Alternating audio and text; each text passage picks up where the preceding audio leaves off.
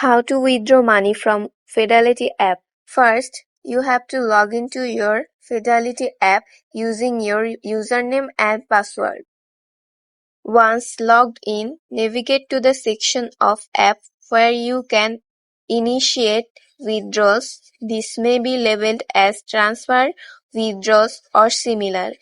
If you have multiple accounts with Fidelity, select the account from which you want to withdraw funds. Select the method you want to use for the withdrawal.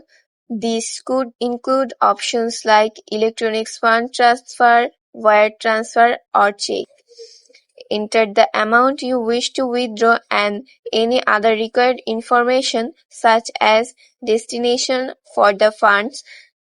Review the withdrawal details to ensure everything is correct, then confirm the withdrawal request. Depending on Fidelity's security measures, a code will be sent to your registered email or phone number. Thanks for watching.